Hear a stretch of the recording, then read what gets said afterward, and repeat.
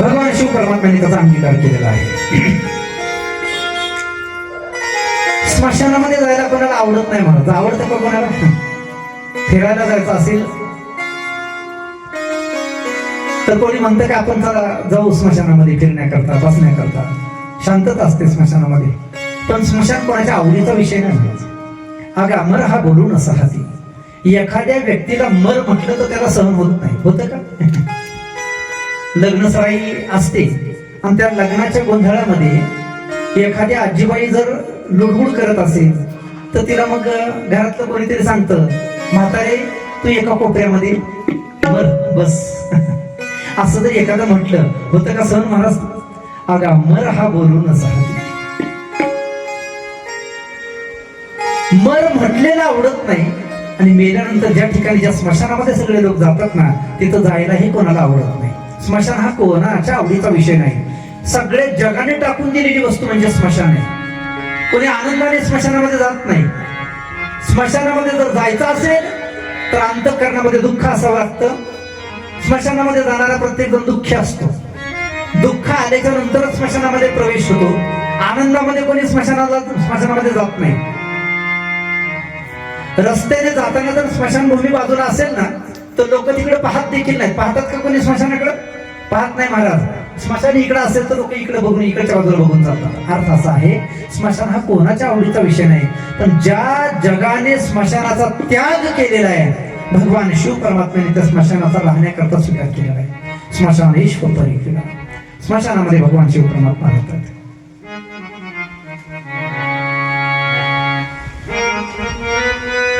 कोणत्या देवाला कोणतं फुल आवडतं? प्रत्येकाची आवड निवड ही भिन्न भिन्न अशा प्रकारची आहे. गणपती बाप्पाची पूजा जर करायची असेल, लक्ष देऊ नाही का, तर गणेशजीला वाहण्याच्या करता लाल रंगाचं फुलच चालतं. महाराज लाल रंगाच्या फुलाने जर गणपती बाप्पाची आराधना केली ना तर भगवान श्री गणेशजी प्रसन्न होतातच, याच्यामध्ये संशय नाही. लाल रंगाचं फुल जास्वंदाचं असेल, गुलाबाचं असेल, अन्य कोणत्या वनस्पतीचं असेल, पण लाल रंगाचं फुल गणेशजीला फार आवडतं. त्याच्या ठिकाणी म्हणजे त्या लाल रंगाच्या फुलाच्या ठिकाणी भगवान परमात्म्याची फार मोठी आसक्ती आहे. लाल रंगाचं फुल गणेशजीला आवडतं. त्याच्यामध्ये गुलाब, जास्वंद वगैरे वगैरे. भगवान विष्णूची पूजा करत असताना सफेद रंगाच्या फुलाने पूजा करावी महाराज. मग त्याच्यामध्ये मुख्य महत्वाचं फुल आहे ते केवड्याचं फुल आहे. केवड्याच्या फुलाने भगवान विष्णूची पूजा केली तर भगवान विष्णू लवकर प्रसन्न होतात. कदाचित तुम्हाला कल्पना नसेल, इकडे केवडा मिळत नसेल. इकडे मिळतो? केवड्याचं फुल मिळतं का? हा, केवडा आपल्याला कदाचित नाही. इकडं मी जसं इकडं आलो तसं इकडं पाहिलं ना, आमच्या भागात भरपूर आहेत केवड्याची झाडं. केवड्याच्या काय म्हणतात त्याला, कर्दळी सारखा त्याचं रोप असतं केवड्याचं. केवड्याच्या फुलाने भगवान श्री विष्णूची पूजा केल्यानंतर भगवान विष्णू लवकर प्रसन्न होतात. केवड्याचं फुल भगवान विष्णूला आवडतं. त्याचा सुगंध एवढा सुंदर असतो केवड्याचा. वेगवेगळ्या देवतांची पूजा करण्याकरता वेगवेगळ्या प्रकारची फुलं आहेत, पण धोत्र्याचं फुल दुसऱ्या कोणत्याच देवाला चालत नाही महाराज.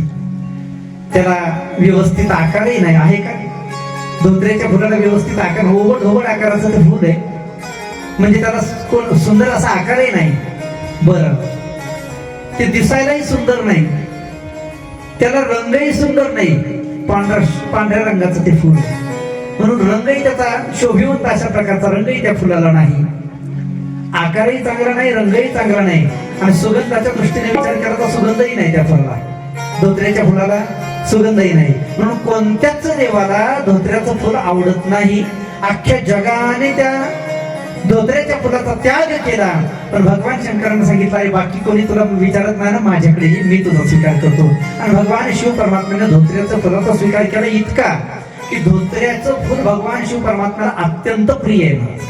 धोत्र्याच्या फुलाने भगवान शंकराची आराधना करत जातो, म्हणून जगाने त्याचा तिरस्कार केला, ज्याला टाकून दिलं, त्या सगळ्या गोष्टींचा स्वीकार भगवान श्री शिव परमात्मा करतायत. म्हणून भगवान शंकर हे अत्यंत भोळी देवता आहे, अत्यंत भोळी.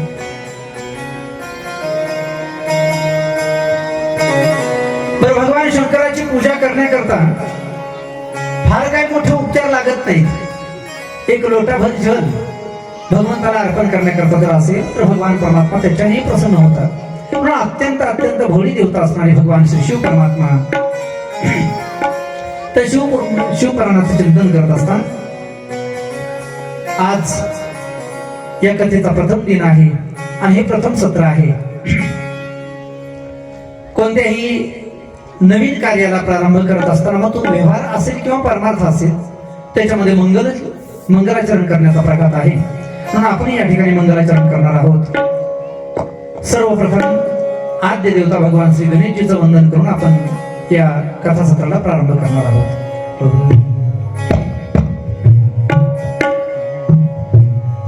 गणराया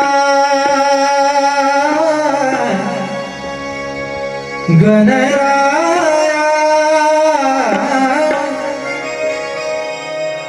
गणराया गणराया लव करे गणराया लव करे भेटी सकळासी भेटी सकळासी भेटी सकळासी गणराया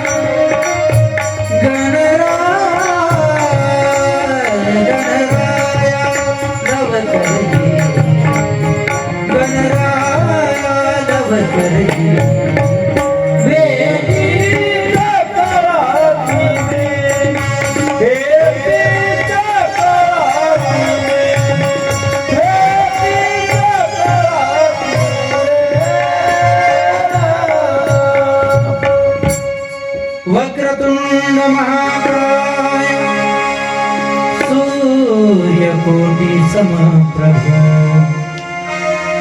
निर्विघ्नं कुरु मे देव सर्वकार्येषु सर्वदा.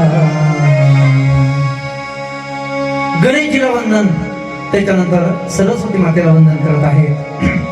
विद्येची आणि बुद्धीची अधिष्ठात्री देवता भगवती ती सरस्वती माता, त्या सरस्वती मातेचे चिंतन करतायत. या कुंदेंदु तुषारहार धवला या शुभ्रवस्त्रावृता या वीणावरदंड मंडितकरा या श्वेत पद्मासना या ब्रह्माच्युति शंकर प्रभुतिभिर् देवैः सदा वंदिता सा मां पातु सरस्वती भगवती निःशेषजाड्या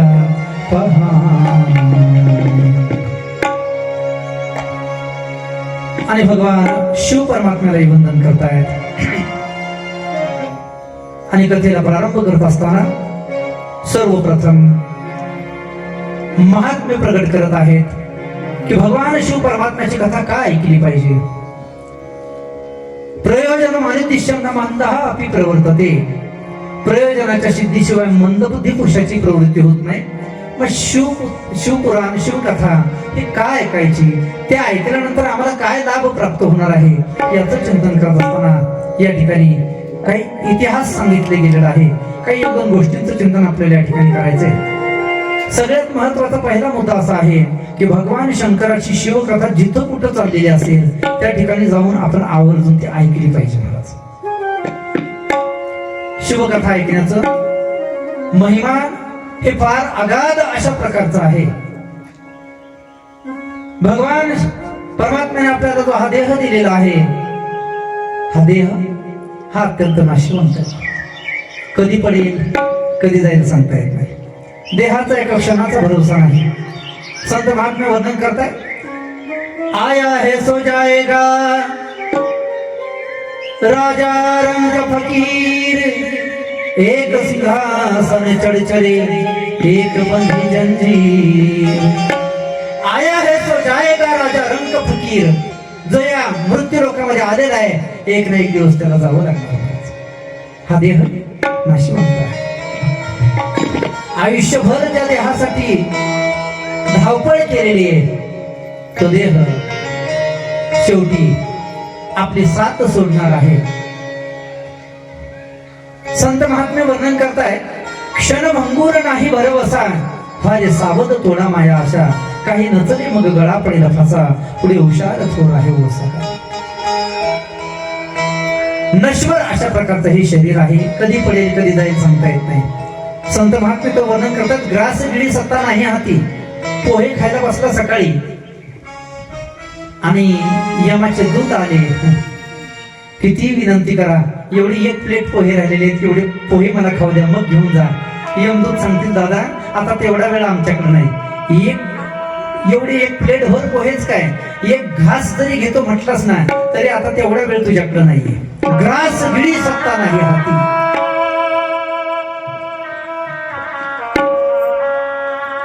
देहाचा क्षणाचा भरोसा नाही. भगवंताने देह दिला, त्या देहाला साजेशी इंद्रिय दिली आणि या मृत्यू लोकांमध्ये पाठवलं आपल्याला. महाराज, कशा करता देवाने देह दिला. संत महात्मे गोड वर्णन करतायत,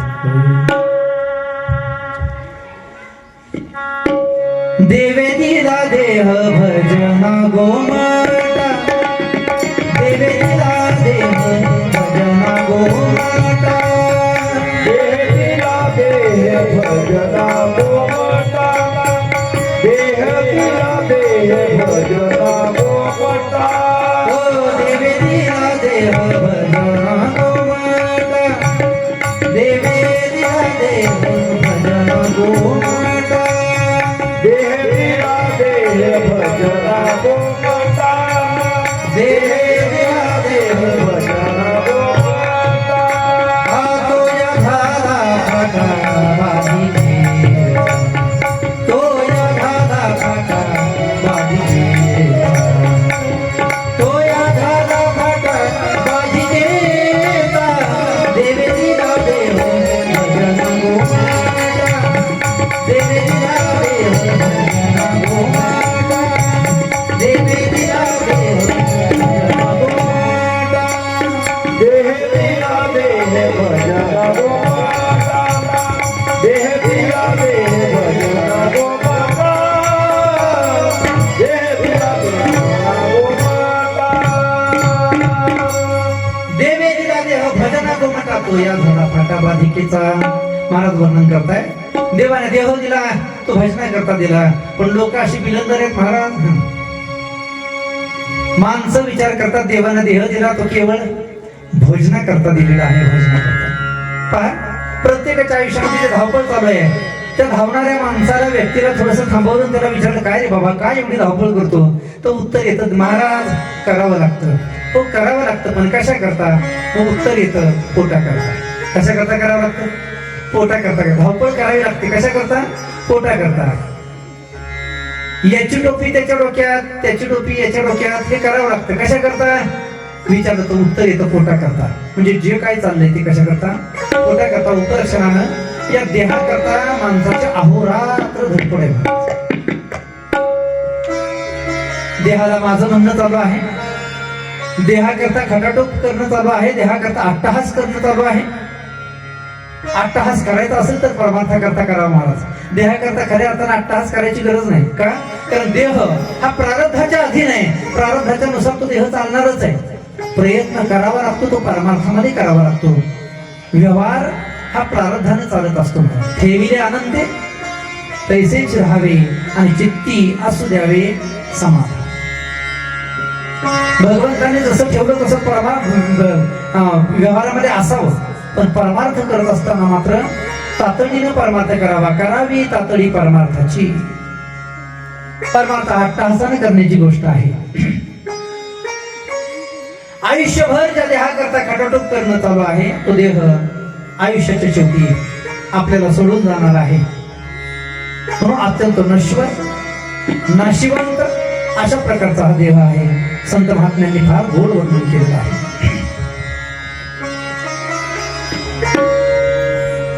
साथ देती नहीं,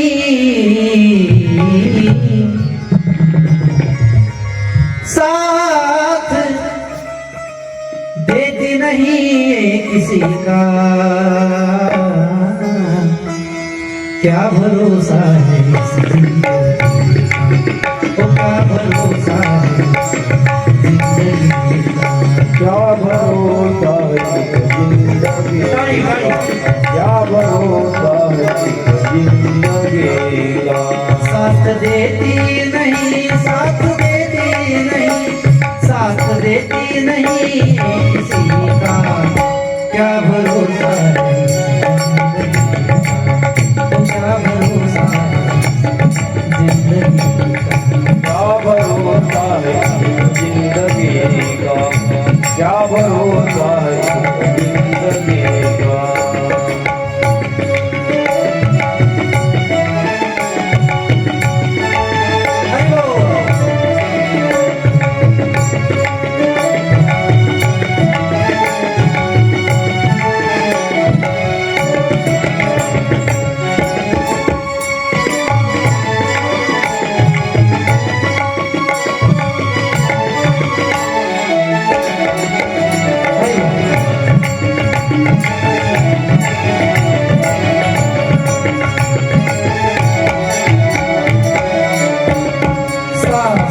जाएगी चलते चलते, और तुम जाए चलते चलते, क्षमा बुझ जाएगी जलते जलते, क्षमा हो जाए जलते जलते, दम निकल जाएगा, दम निकल जाएगा, दम निकल जाएगा रोशनी का. क्या भरोसा है एक जिंदगी का, क्या भरोसा है एक जिंदगी का, क्या भरोसा है एक जिंदगी का. सांस रुक जाएगी चलते चलते, क्षमा बुझ जाएगी जलते जलते. चालता बोलता एखाद्याचा प्राण जातो, मग लोक चर्चा करतात काय हो, एका तासापूर्वी तो व्यक्ती माझ्याशी चांगला बोलला आणि एका तासानंतर त्याचा निरोप आला. सांस रुक जाएगी चलते चलते, क्षमा बुझ जाएगी जलते जलते, दम निकल जाएगा रोशनी का, क्या भरोसा है इस जिंदगी का. बरं देहाचं सोडा, ज्या देहाने प्रपंच करत आहोत, ज्या देहाने संसार करत आहोत, तो प्रपंच तो संसार तरी काही टिकणार आहे का महाराज? तोही एक ना एक दिवस इतिहासामध्ये जमा होणार आहे. संत वर्णन करतात दुनिया है ये हकीकत पुरानी, चल के रुकना है इसकी रवानी। फर्ज पूरा करो, फर्ज पूरा करो, फर्ज पूरा करो बंदगी का, क्या भरोसा है जिंदगी का। हम रहे ना मोहब्बत रहेगी, दास्तां अपनी दुनिया कहेगी। नाम रह जाएगा, नाम रह जाएगा, आदमी का क्या भरोसा है जिंदगी का। एका क्षणाचा जीवनाचा भरोसा नाही महाराज, कधी पडेल देह कधी जाईल सांगता येत नाही, शाश्वती नाही देहाची। म्हणून सुंदर अशा प्रकारचा देह भगवान परमात्म्याने दिला आणि त्या देहाला साजेशी इंद्रिय भगवंताने आपल्याला प्रदान केलेली आहेत। दिली इंद्रिय हात पाय कान, डोळे मुख बोलाया वचन, जेणे तू जोडीशी नारायण नासे जीवतन भोर। भजना करता भगवंताचं भजन पूजन करण्याकरता भगवंताने देह दिला, पण लोक संभ्रमात त्यात महाराज। एवढा संभ्रम आहे व्यक्तीच्या पाठीमाग, प्रत्येक मनुष्याच्या अंतःकरणामध्ये फार मोठा संभ्रम आहे। परमार्थ करत असताना एखाद्या वेळेला नाही साध्य झाली एखादी गोष्ट तर लोक परमार्थ सोडायलाही मागे पुढे पाहत नाहीत। मोठ्या मोठ्यांना कधी कधी प्रश्न पडतो काय करावं, मोठ्या मोठ्यांच्या ठिकाणी पडणारा प्रश्न आहे। तुकडोजी महाराजांनी एका अभंगाच्या माध्यमातून हा प्रश्न आपल्या समोर व्यक्त केलेला आहे। तुकडोजी महाराज वर्णन करतात, मोठ्या मोठ्यांना प्रश्न पडतो नक्की काय करावं।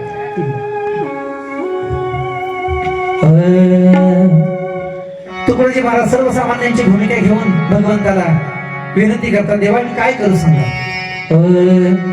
सांगा मी काय करू, सांगा मी काय करू,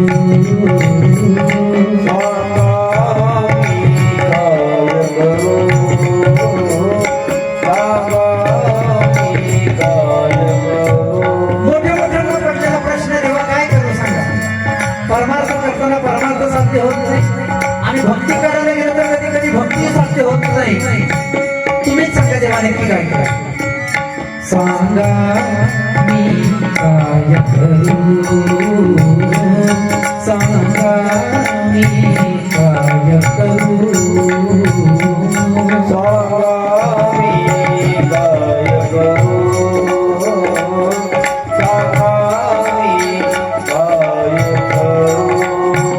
भक्ती करू का पोट भरू, भक्ती करू का पोट भरू, सांगा मी काय करू, सांगा मी काय करू, सांगा मी काय करू। भक्ती करू का पोट भरू, भक्ती करू का पोट भरू, सांगा मी काय करू, सांगा मी काय करू, सांगा मी काय करू। भक्ती म्हणते चाल पुढे, भक्ती म्हणे तू चाल पुढे, संसार म्हणे तू येईकडे, संसार म्हणे तू येईकडे। हे करू का ते करू, हे करू का ते करू, सांगा मी काय करू, सांगा मी काय करू, सांगा मी काय करू, भक्ती करू का पोट भरू, भक्ती करू का पोट भरू, सांगा मी काय करू। मोठ्या मोठ्यांना पडणारा प्रश्न आहे, नक्की काय करावं. पण या मनुष्य देहामध्ये आल्याच्या नंतर, मनुष्य जीवनामध्ये आल्याच्या नंतर माणसानं भक्ती केली पाहिजे. प्रायः प्रत्येक जीव हा भक्तिभिलाषी आहे. प्रत्येकाच्या अंतःकरणामध्ये भक्ती आहे, याच्यामध्ये संशय नाही. प्रत्येक जण भक्त आहे. महाराज ज्ञानोबा वर्णन करतात, देखे मनुष्य जात सकळ स्वभावता भजनशील, जे ओपले असे केवळ माझ्या ठाई. मनुष्य जात सकळ स्वभावता भजनशील म्हणताय, म्हणजे स्वभावताच माणसाचा, व्यक्तीचा स्वभाव हा भजनशील आहे. प्रत्येक व्यक्ती भक्त आहे, फक्त तो कोणाचा भक्त आहे हा भाग निरनिराळा आहे. कोणी संसाराचा भक्त असेल, कोणी आपल्या उद्योगधंद्यांचा भक्त असेल, कोणी शेतीवाडी करण्यामध्ये म्हणजे शेतीचा भक्त असेल, कोणी गुरढोरं सांभाळण्यामध्ये गुराढोरांचा भक्त असेल, त्याची भक्तीच आहे महाराज. पण स्वभावता भजनशील, प्रत्येकाच्या अंतःकरणामध्ये भक्ती आहे. भक्ती कोणाची केली पाहिजे हाही महत्वाचा भाग आहे. मी आपल्याला त्रिदेव सांगितले मगाशी, ब्रह्मदेव आहे, विष्णू आहे, महेश आहे. कोणाची भक्ती करावी महाराज? ब्रह्मदेवाचं भजन करावं, विष्णूचं भजन करावं, का भगवान शंकराची आराधना करावी? नक्की काय करावं असा संभ्रम ज्यावेळेला एखाद्या सर्वसामान्य बुद्धीमध्ये पडतो ना, तर शिवपुराणकार त्याचं उत्तर देत आहे, भक्ती जर करायची असेल ना तर भोळ्या असणाऱ्या भगवान शंकराची भक्ती करा महाराज. अन्य अन्य देवतांच्या भक्ती करण्यामध्ये वेगवेगळ्या प्रकारचे प्रतिबंध आहेत, प्रत्यय आहेत. पण भगवान शंकराची भक्ती करण्यामध्ये कोणत्याही प्रकारचा प्रत्यय नाही, कोणत्याही प्रकारचा प्रतिबंध नाही. अगदी साधी सोपी सरळ भक्ती जर कोणाची असेल तर ती भगवान शंकराची. लवकरात लवकर प्रसन्न होणारी देवता जर कोण असेल तर भगवान शिव परमात्मा आहे. भगवान शिव परमात्मा अधिकाराचा विचार करत नाहीत कधी महाराज. माझ्या जवळ, माझ्या समोर येणारा जो भक्त आहे, त्या भक्ताने अंगावर कपडे भरजरी रेशमाची परिधान केलेली आहेत का फाटके तुटके वस्त्र आहेत, हे भगवान शिव परमात्मा कधी पाहत नाही. त्याने हातामध्ये जे ताट नैवेद्य करता आणलेलं आहे, ते सोन्याचं चांदीचं ताट आहे का एखादं जर्मनचं ताट आहे, हे परमात्मा पाहत नाही. त्या ताटामध्ये आणलेला पदार्थ आहे तो तूप पोळी आहे का चटणी भाकरी आहे, हेही कधी भगवान परमात्मा पाहत नाही. भगवंत जर पाहत असेल तर त्या अंतःकरणातलं प्रेम पाहतो मला, अंतःकरणातला भाव पाहत असतो. अंतरीची घेतो गोडी आणि पाहे दोरी भावाची. भगवान परमात्मा भुकेला आहे. कशाचा? संत महात्म्य वर्णन करतायत.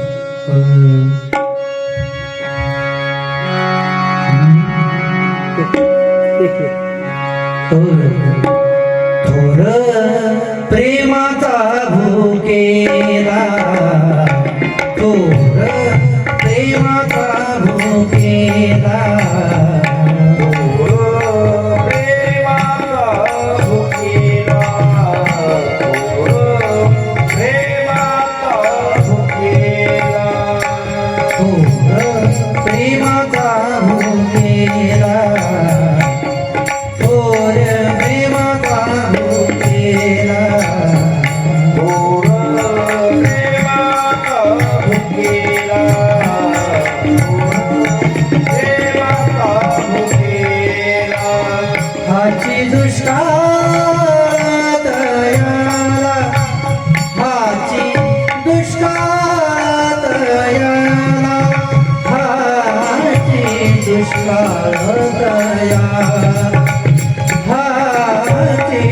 दुष्काळ तयाला, थोर प्रेमाचा भुकेला, थोर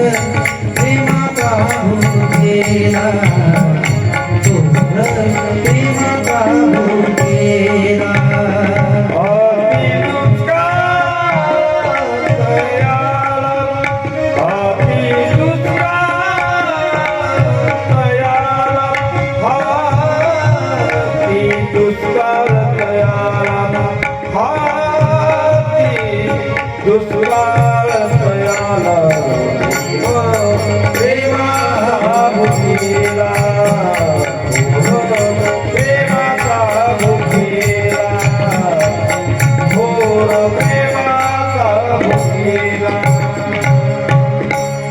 थोर प्रेमाचा भुकेला. हाच दुष्काळ त्याला भगवान परमात्मा भुकेला आहे, तो प्रेमाचा आहे. आणि म्हणून याच्या आपत्प्राणे मात्रांनी रामकृष्ण डीजेला आणून ठेवायचं की थोडं.